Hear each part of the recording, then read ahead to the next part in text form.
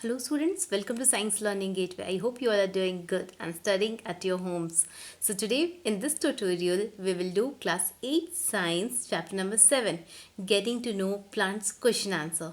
In this tutorial I will explain you each and every question answers of this chapter so that it will be easy for you to learn and understand. Okay, so first start with our first question.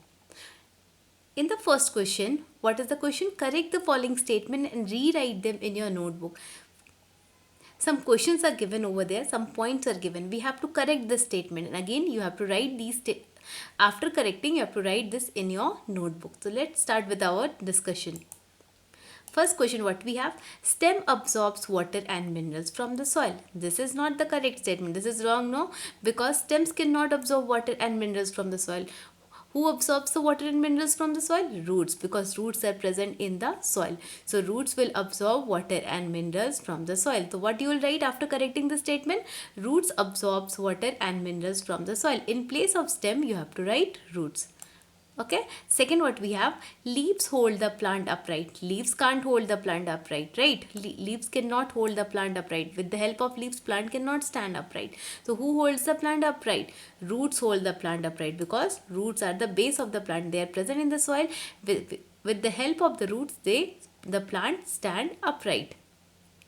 So this is the correct statement. In place of leaves, you have to write root. Second, what we have: roots conduct water to the leaves. No, roots cannot conduct water through the leaves. Roots only absorbs water. Okay, after that what it does from the uh, in place of roots, what you will write over there? Stem, because stems are the pipes which are present in the plants which conduct water to the leaves, means which take the water to the leaves. Stem will conduct water to the leaves. In place of roots, you have to write stem. Next, we have the number of sepals in a sepals and petals in a flower is always equal. No, this is also incorrect statement, because the number of petals and sepals in a flower is usually equal, is not always equal. Usually it can be equal or it cannot be equal, so you have to write usually equal. Okay, in place of always you have to write usually.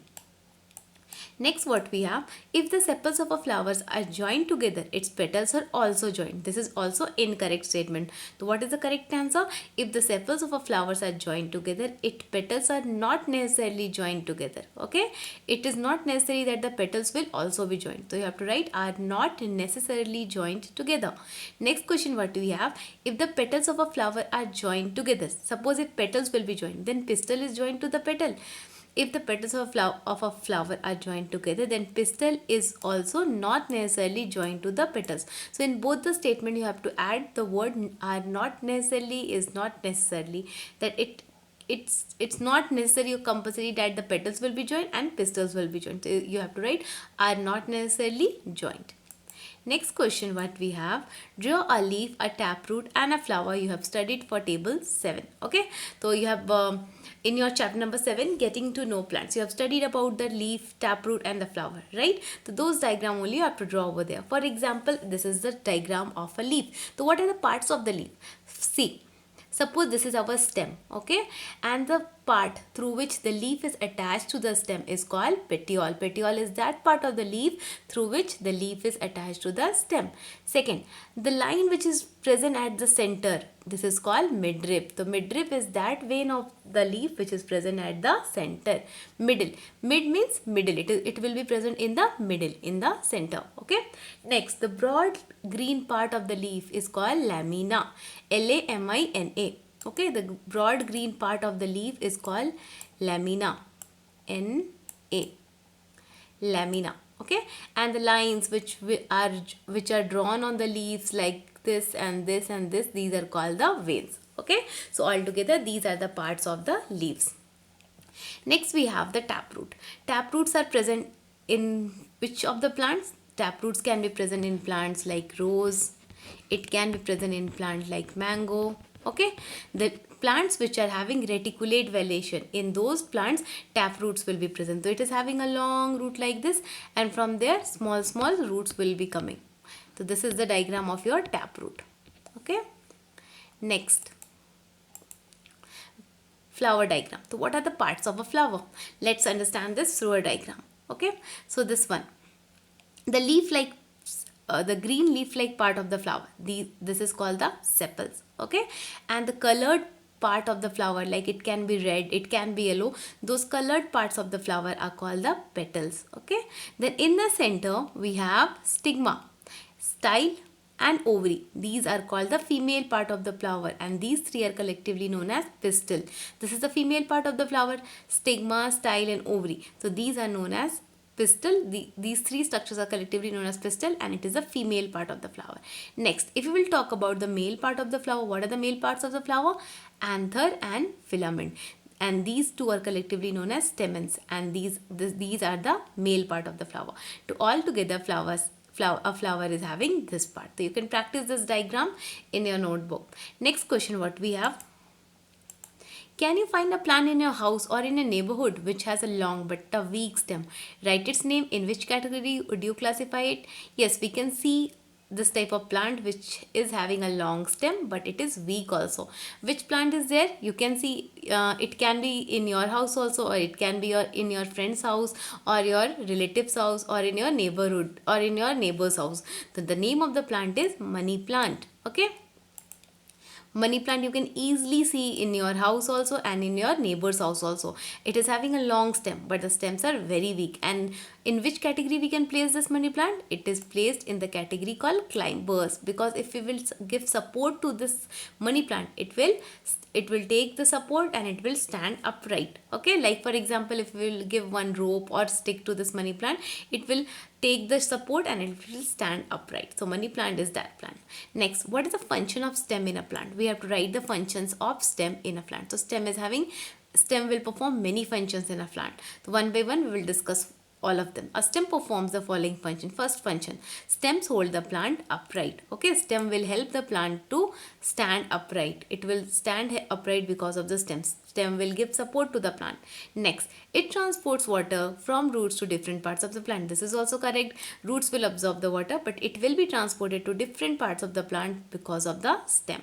It transports food from leaves to different parts of the plant. Next is leaves prepare the food for the plant, right? So from the leaves, the food will be transported to different parts of the plant with the help of stem. Stem will transport the food from leaves to different parts of the plant. Next, leaves, flowers and fruits are present in the stem. This is also correct. In the stem, we can see the leaves, flowers and fruits. So these are the functions of the stem. So you can learn these functions. Next, which of the following leaves have reticulate venation? Some examples are given, some plant names are given. From there we have to choose that which of the plants will have reticulate venation. Reticulate venation means, suppose this is your leaf, this type of venation, the net-like pattern is called venation, is called reticulate venation. If this type of venation is present or pattern is present, that is called reticulate venation. Suppose if we will talk about parallel venation will be present in grass, sugarcane. If the lines will be parallel to each other, then this type of venation is called parallel venation. So in these plants we have to say which will have the reticulate venation. Okay, for example, wheat will not have reticulate venation because it will have parallel venation. If you look at the leaf of the wheat, it will have the lines parallel to each other. So this is not correct. Wheat we cannot write. Tulsi. Yes, Tulsi is having a reticulate venation. We'll write over there. Maize will also not have reticulate venation because in leaf of the maize you can see the parallel line. So it will have parallel venation. Grass will also not have reticulate venation. Coriander will have reticulate venation, and China rose will also have reticulate venation. So among these plants, only 3 plants will have reticulate venation. What are the 3 plants? Tulsi, China rose and coriander. So these 3 will have reticulate venation like this pattern. Okay. Next question what we have: if a plant has fibrous root, what type of venations are its leaves likely to have? Okay. Suppose if a plant is having fibrous root, so which type of venation it will have? It will have parallel venation. Okay. FP, you can remember like that. If the plant will have fibrous root F, then it will have parallel venation P, FP. And if the plant will have taproot, okay, T, then which type of venation it will have? Reticulate venation. Okay, TR, FP, TR, F for fibrous, P for parallel, T for taproot, R for reticulate. If the plant will have fibrous root, it will have parallel venation like grass. Okay, like grass, wheat, sugarcane, they all are having parallel venation. So they will have which type of root? They will have fibrous root. Okay. And if the plant will have reticulate venation like your tulsi, China rose or coriander, then they will have taproot. FPTR. Like this you can remember this one. Okay. This question are mostly asked in the exam, so you should remember this one. If the plant will have fibrous root, it will have parallel venation FP. And if the plant will have taproot, it will have reticulate venation TR. Next question what we have?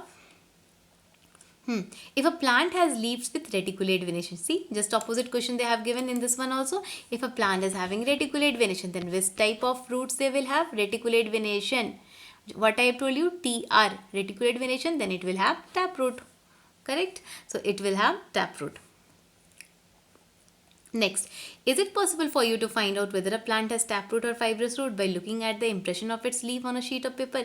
Yes, it is possible for us. If we will take the impressions, the lines of the what they are asking in the question, that it is possible for us to tell without looking at the plant that whether it is a taproot or fibrous root, it is having a taproot or fibrous root by looking at the impression of its leaf on a sheet of paper. One activity is there in this chapter, that if you will take one leaf and one paper and if you will scratch it with a pencil, you can see the lines on the paper. So by that activity, by doing that thing, we can know if the plant is if the plant will have reticulate venation, then obviously it will have taproot. If the plant will have parallel venation, then it will have fibrous root. We can say this one. So what will be the answer? Yes, it is possible for us by looking at the impressions of the leaf. Next, what are the parts of a flower? Generally the flower has four main parts: sepals, petals, pistils and stamen. Sepals are the green part of the plant which are present at the bottom. Petals are the colored part of the plant. Pistils are the female part of the plant and stamens are the male part of the plant. So these four are the different parts of the plant: sepals, petals, pistils and stamens. Okay, next, from the following, which of them have flowers? So many plants are given over there. From these we have to select it which one of them will have flowers. Now let's look what are the plants given over there. Grass, maize, wheat, chili, tomato, tulsi, peepal, shisham, banyan, mango, jamun, guava, pomegranate, papaya, banana, lemon, sugarcane, potato and groundnut. These are the plants. So we have to say which one will have the flowers. Now what is the answer? Chilies. If you have seen the chili plants, in that small flower, white color flowers are present. So chili plants are having flower. Tomato plant is also having a flower. Tulsi plants also you have seen the seeds along with the flowers. So that is the flowers of the tulsi plant. In mango plant also flowers are present. Pomegranate also flowers are present. Lemon, jamun, guava, banana and papaya. All these plants are having flowers. Now, what is the next question? Name the part of a plant which produces food. Name the process. So, which part of the plant produces the food for the plant? Leaves. Okay. Leaves will prepare the food for the plant and the process is called photosynthesis. So, leaves produce food for the plant by the process called photosynthesis. In which part of the flower you will find the ovary? So, flower is present in flower, in which part ovary is present? The ovary is present in the lowermost and swollen part of the pistil. Okay, so ovary will be present in the lowermost and the swollen part of the pistil. If you look at this diagram, you can see ovary is present at the lowermost and swollen part of the pistil. Okay, in the female part of the flower. So ovary is present in the lowermost and swollen part of the pistil. This is the correct answer. Name two plants in which one has joint sepals and the other has separate sepals. The flowers with joint sepals means in which the sepals are joined together. So what are the names of those plants? Rose and lotus. You all have seen rose plant. Lotus also, maybe some of you have seen this plant lotus. So if you look at the structure of rose and lotus, you will see that the sepals will be joined together in those plants. Next, flowers with separate sepals. So now we have to name two plants in which separate sepals are present. So name of two plants are China rose and mustard. So you can remember this answer. I hope you all have understood. If you have any doubt, you can comment in the comment section. I will try to clear your doubt. If you like this tutorial, then please like it and share it with your friends also. And if you are new to my channel, then subscribe it and click on the bell icon so that whenever I will be uploading a new video, you'll get the notification for that. Apart from that, if you have any request for other chapters, notes or explanation, then you can comment in the comment section. I will upload you for that. Thank you for watching my channel.